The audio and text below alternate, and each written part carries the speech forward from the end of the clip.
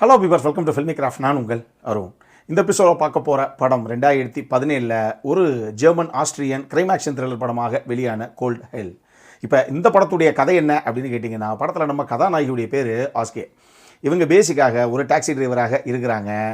இவங்க படத்துடைய ஆரம்பத்திலேயே இந்த அம்மா ஒரு ரோடு ஒரு சந்து மாதிரி வச்சுக்கோங்களேன், அந்த இடத்துல போகிறதுக்கு ட்ரை பண்ணிக்கிட்டு இருக்காங்க. ஆனால் நடுவில் வண்டியை நிறுத்திக்கிட்டு 2 பேர் வந்து குடிச்சிட்டு கலாட்டை பண்ணிட்டு தர்றானுங்க. இப்போ வண்டி எடுங்க, நான் போகணும் அப்படின்னா, ஓ அவ்வளோ அது போச்சோ அப்படின்னு இந்த மாட்டே பேசுகிறானுங்க. சும்மா புரட்டி போடுது ஒருத்தனை அங்கேயே. அந்த அம்மா என்னங்கடாது அந்தாலே போட்டு முன்னாடி அடிக்குது இந்த அம்மா அப்படிங்கிற மாதிரி நமக்கு தோணுது. எப்படி இது அப்படிங்கிறது அப்போ நமக்கு புரியல. இப்போ நேராக அவனுக்கு 2 பேர் வண்டி எடுத்துகிட்டு ஓடி போயிடுறானுங்க. நேராக இங்கேருந்து கிளம்பி ஒரு அப்பார்ட்மெண்ட்டு, அங்கே இருக்கக்கூடிய ஒரு ஃப்ளாட்டு, அங்கே தான் இவங்க இருக்கிறாங்க. நேராக போய் ரூமுக்கு போயிடுறாங்க. இப்போ வீட்டில் ஏதோ ஒரு கெட்ட வாடை வர்ற மாதிரி ஒரு ஃபீல் நம்ம கதாநாயகிக்கு. டக்குன்னு வீட்டில் இருக்கக்கூடிய எல்லா விண்டோஸையும் ஓப்பன் பண்ணி வைக்கிறாங்க. அப்போ ஒரு விண்டோவில் ஒரு விஷயத்தை நோட் பண்ணுறாங்க.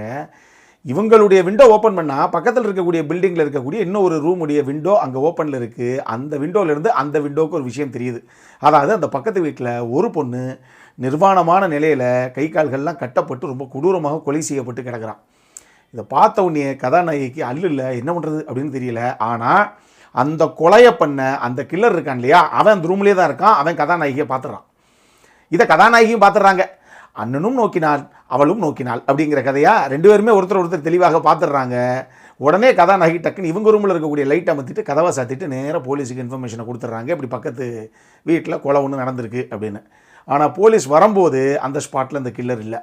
இப்போ போலீஸும் ஃபாரன்சிக் டீமும் அவங்க தேவையான விஷயங்கள் எல்லாத்தையும் பண்ணிவிட்டு அவங்க அடுத்த கட்ட ஃபார்மாலிட்டிஸை ப்ரொசீட் பண்ணிடுறாங்க. இப்போ பிரச்சனை என்ன அப்படின்னா, தான் பண்ண கொலைக்கு ஒரே சாட்சி யார் அப்படின்னா கதாநாயகி மட்டும்தான்.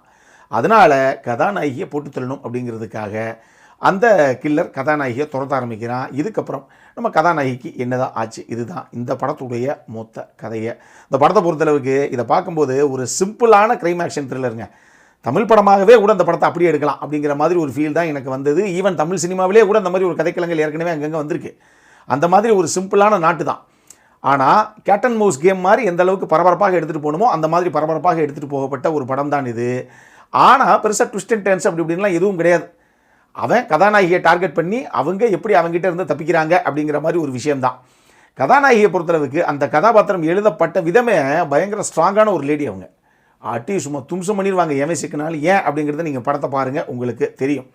இதில் என்ன பிரச்சனை அப்படின்னா, நீங்கள் கதாபாத்திரம் எழுதுறது அப்படி பிரச்சனை கிடையாது. ஆனால் அதுக்கேற்ற அளவுக்கு ஆர்டிஸ்ட்டை கரெக்டாக காஸ்ட் பண்ணணும். வயோலெட்டா அவங்க தான் படத்துடைய கதாநாயகி. ஆக்சுவலி அந்த கதாபாத்திரத்துக்கு ஃபிசிக்கல் ஃபிட்னஸ் எந்த அளவுக்கு இருக்கணுமோ அந்த அளவுக்குலாம் அந்த அம்மாவுக்கு இருக்குதா இல்லையா அப்படிங்கிறது ஆள் பார்க்குறதுக்கு ரொம்ப எலும்பு குச்சி மாதிரி தான் இருக்கிறாங்க. ஆனால் சில பேர் வந்து ஆக்ஷன் சீக்வன்ஸை வந்து அவங்க பண்ணும்போது அது ரொம்ப நம்பகத்தன்மையாக இருக்கும். இல்லை கரெக்டாக இருக்கும்பா, ஐயோ இந்த ஆள் டெஃபினட்டாக அடிப்பான், இந்த பொண்ணு டெஃபினட்டாக அடிக்கும் அப்படிங்கிற அந்த ஒரு ஃபீல் ஒன்று நமக்கு வரும். உதாரணத்துக்கு இந்த தெலுங்கு படமாக 8 வசந்தலுன்னு சொல்லி ஒரு படம் ஒன்று ஒரு 1-2 மாதத்துக்கு முன்னாடி விமர்சனம் பண்ணியிருந்தோம். அந்த படத்துலையும் கதாநாயகி மார்ஷியல் ஆர்ட்ஸ்லாம் தெரிஞ்ச ஒரு ஆள். அந்த கேரக்டர் ஒரு பக்கம் வந்து ரொம்ப சாமிங்காக க்யூட்டாக இருக்கும் அந்த கேரக்டர், இன்னொரு பக்கம் பயங்கர பவர்ஃபுல்லாக எவனாக இருந்தாலும் அடித்து தும்சம் பண்ணுற மாதிரி ஒரு கேரக்டர் அது.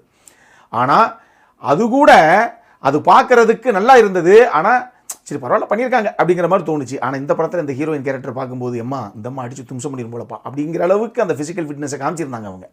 அது ரொம்ப நல்லாவே இருந்தது. இந்த படத்தை பொறுத்தளவுக்கு நடுவில் கொஞ்சம் அங்கங்கே அந்த படம் டல்லாகுது.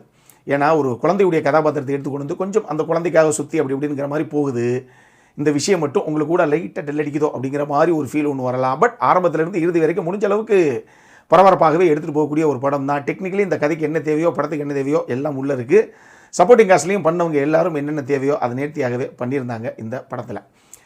இந்த படத்தில் ஒரு சிட்டிக்குள்ளே ஒரு கார் சீக்வன்ஸ் ஒன்று இருக்குது. அது கார் சீக்வன்ஸுங்கிறத விட காரில் ஒரு நபர்கிட்ட கதாநாயகி மாற்றுற மாதிரி ஒரு சீக்வன்ஸ் ஒன்று இருக்குது. ரொம்ப நல்லா கன்சீவ் பண்ணியிருந்தது இந்த டீமை. அடல் காரண்டை பொறுத்தளவுக்கு இந்த படத்தில் டெஃபினட்டாக செக்ஷுவலான காட்சிகள் ஒரு பக்கம் இருக்குது, நியூடிட்டி டெஃபினட்டாக உள்ளே இருக்குது. ஃபேமிலியோடு பார்க்குறதுக்கு இந்த படம் வாய்ப்பே கிடையாது, இதை ஞாபகத்தில் வச்சுக்கோங்க. என்கிட்ட கேட்டிங்கன்னா சிம்பிளான கதைக்கலாம் டைம் பாஸ் கேட்டகரியில் தாராளமாக பார்க்கலாமான்னா நிச்சயமாக அந்த படம் பார்க்கலாம். அந்தளவுக்கு டெஃபினட்டாக ஒரு நல்ல படம் தான். பட் பெருசாக எக்ஸ்பெக்ட் பண்ணிட்டு போயிட்டு வேறு லெவலில் இருக்கும் ட்விஸ்ட் அண்ட் டர்ன்ஸோட அப்படின்லாம் எதிர்பார்க்காதீங்க. இது அந்த மாதிரி கதைக்கலாம் இல்லை. பட் பார்க்கணும் அப்படிங்கிறவங்க தாராளமாக ஒரு தடவை பார்க்கலாம். இதே மாதிரி இன்னொரு வீடியோவோட அடுத்த முறை உங்களை சந்திக்கிற வரைக்கும் இட்ஸ் அருண் சைனிங் ஆஃப்.